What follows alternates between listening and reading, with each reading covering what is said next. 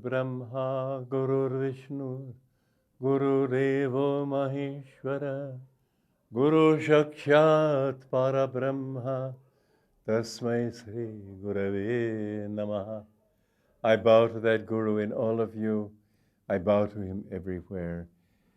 It is a privilege and a joy for me to be able to sit here and share his teachings with all of you.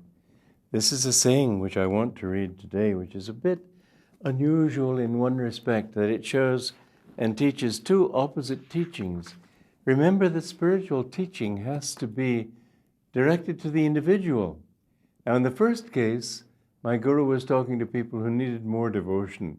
In the second place, he was talking to people who were devotional, but in an emotional way. Both sides have to be compared and united in such a way as to make a balanced individual. This is why, one reason why it's important to have a guru, because you take one side of the teachings, it's perfectly true, and yet if you're not balanced, it goes too far. Let me read you a little so that you can see what I mean. One day, a new disciple, in a fit of emotional frenzy, cried, pleaded, and shouted to God to appear. Others were meditating with him and felt intensely embarrassed by his emotional outburst.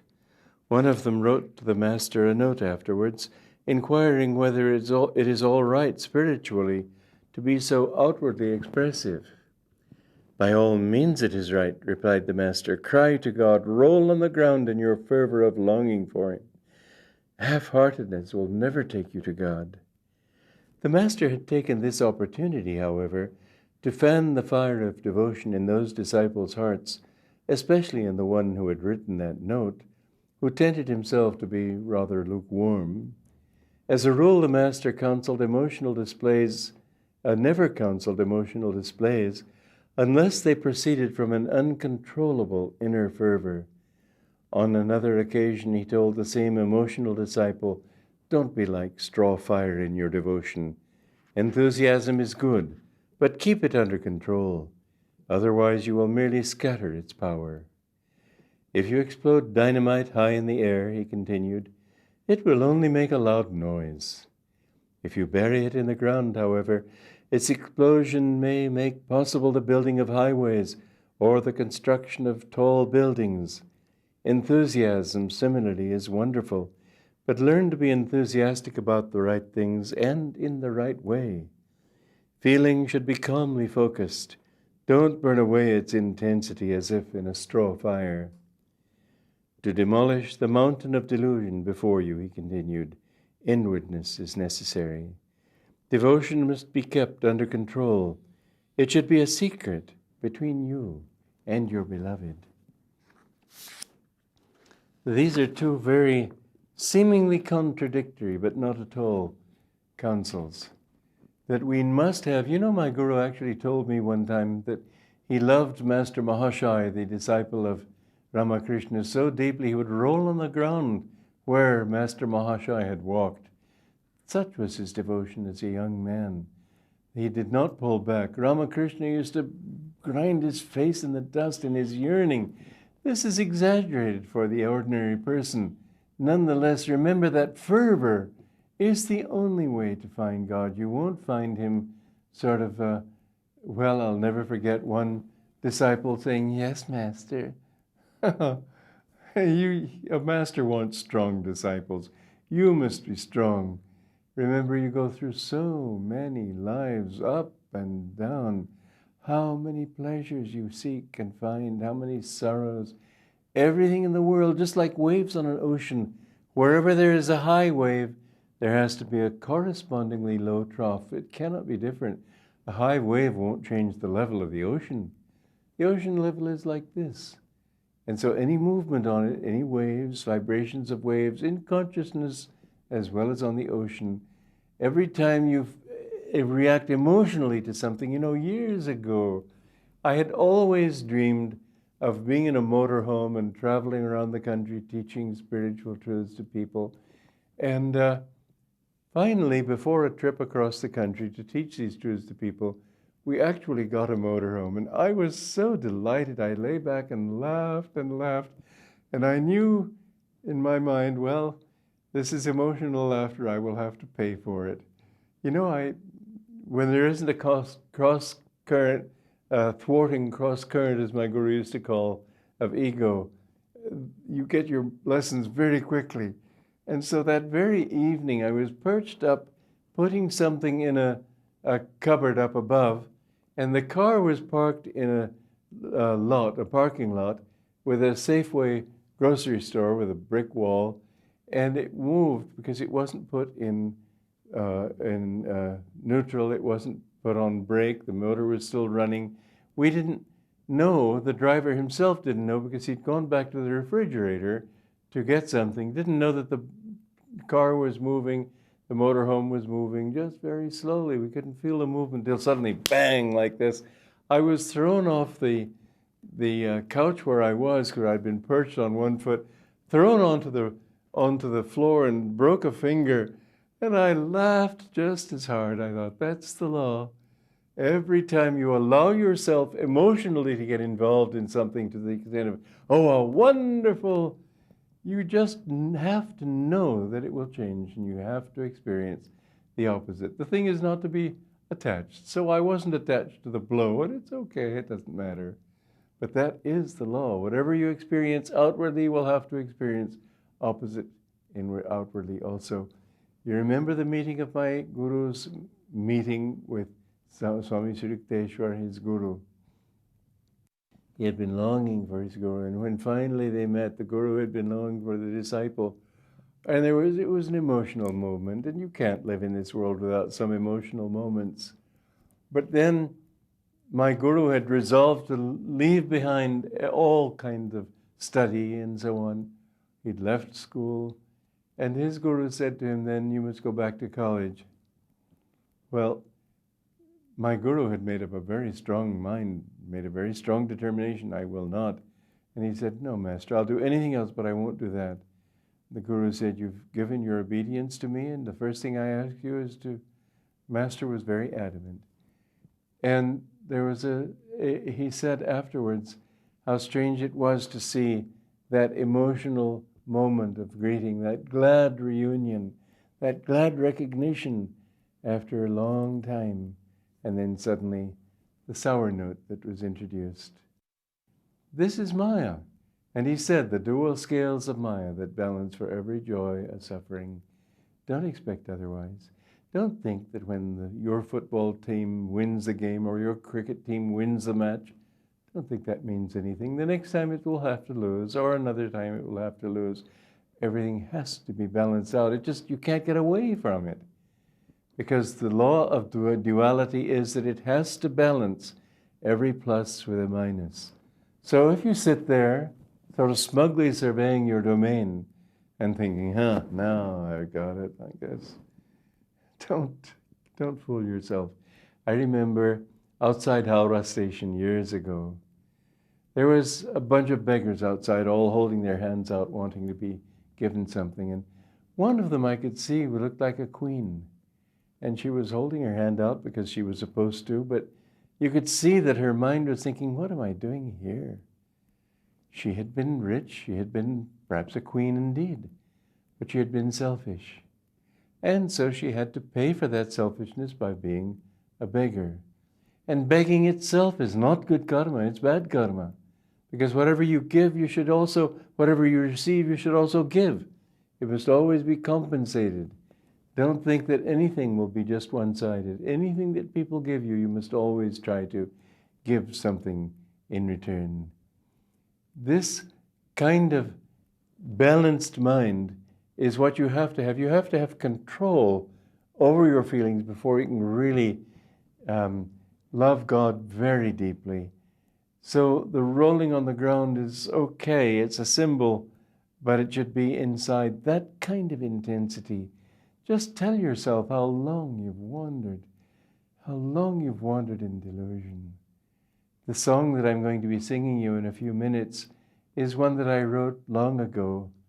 It's sort of inspired by the Indian ragas that I love. So the melody is similar, but it's my own melody. And how many lives we have drunk the cup of laughter, and as many stars as there are in the sky, so many years have we wandered far from home. And through many lives we have drunk equally of the cup of sorrow, and know all the drops in the ocean couldn't begin to count all the sorrows we have known. We long for God. Let us long for God now, because the things of this world are never going to give it to us. You know, in the Rubaiyat of Omar Khayyam, there is a passage there which my Guru interpreted in his Rubaiyat of Omar Khayyam, explained, saying that many souls who come into manifestation in the first manifestation of the day of Brahma are still wandering in delusion at the end of that day of Brahma. Don't think this is a joke. Sure, you can get fulfillment. Sure, you can find happiness. Sure, you can be successful. Sure, you can become popular and famous. Don't think that's the end of the story. My Guru wrote a poem in which he said, looking back over his lives, one life I was a big king, another life I was a beggar, beneath people's contempt, sprawling in the street. You have to go through it all. Why waste time? It can take as many lives as you choose to get out of delusion. God's not going to pull you out. He will give you lots of hints of His love, hints of His joy. You will receive right teaching. You will receive many things that hint to you. But you see, in a room full of people, some go out and say, yes, this is what I will do. And others say, interesting. And others say, is he crazy? I'll never forget a talk I gave in London many years ago. It took me half my talk to persuade people I was not a fraud. It took the other half of my talk to persuade them that maybe I was partially sane. I don't even like to talk to audiences like that. This is why I love talking in India, because in India I find that people don't come with this. They're open-hearted, and it's a joy to talk to people like that. It's a joy to talk to you. When I look at the television camera lens, I'm not seeing the lens. I'm seeing you through that lens. I'm talking to you through that lens. And that's one of the beautiful things about television. You know, when I was talking in City Fort here in July, there were 2,000 people there. You see this poor speaker up there, a little tiny dwarf on a stage. Fortunately, they've got, because of modern progress, they were able to have this big screen which showed me up close. But television brings you up close in a way that in a big lecture talking to 2,000 or 3,000, as I've done so many times, I'm still a little tiny person up there. You can't see my expressions. You can't. You have to hear my voice perhaps over a loudspeaker and distort it a little bit. Television's a wonderful medium. When I lived in India before, there was no such thing. Now I can do one program and reach many millions. It's a great blessing. You know, I'm not here to reach anybody. I'm not here for name and fame. I just couldn't care less. But I am here to serve my Guru. I have come to India and found that he is not even listed in books of the biographies of saints, of modern saints of India. He was a greater saint than most of them. He was a great master. He was an avatar. He had been born many lives ago, freed. Many lives. He said so, and I feel it. And yet, his name is not known here. And even though many people have read his autobiography of a yogi, many think of him as this sweet, beautiful young man who had the good fortune to meet these great saints and how lucky he was and to carry their message to the West. He was, you know, when he was a boy, even they used to ask him questions. I am here in this country. At my age, it's late in life to begin a new work, but I'm here to make his message known. This is my only purpose.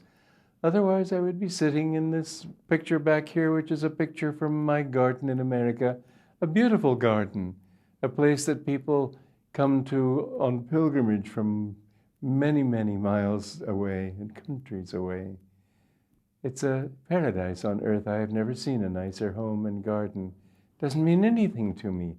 If I can live here and be with you and help you to know what my Guru was and what he taught, I know that your life can be changed. Not even to become his disciple, just have that influence. So let me sing you this song, Through Many Lives. Joy to you. Through many lives, I've drunk the cup of laughter. No man could tell the pleasures I have known.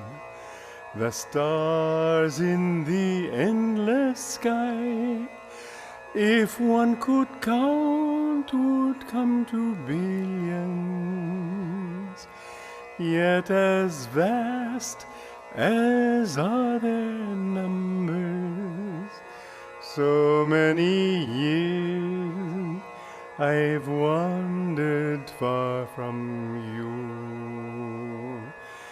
Yet as vast as are their numbers, so many years I've wandered far from you.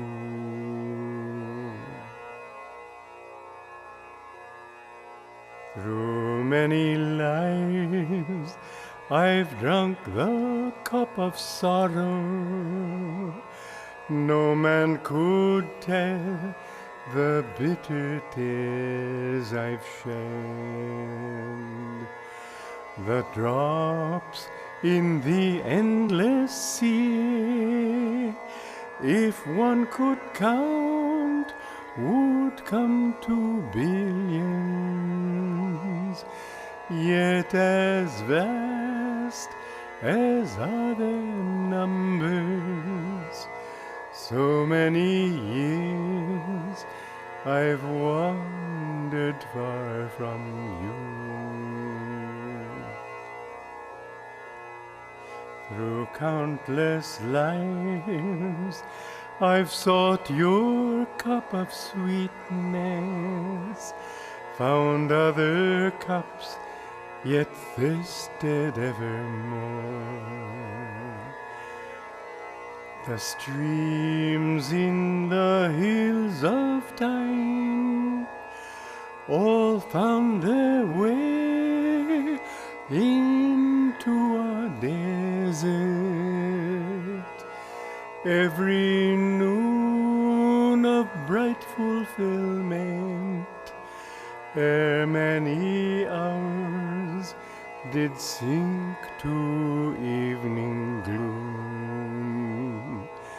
Every noon of bright fulfillment, ere many hours did sink to evening gloom. I long for you in summer and in winter, only for you my heart thirsts day and night. I've learned that the sweetest songs ears ever heard were but your echo. Lord, at last fill me completely, for nevermore I'd wander far from you. Lord, at last fill me completely, for nevermore I'd wander far from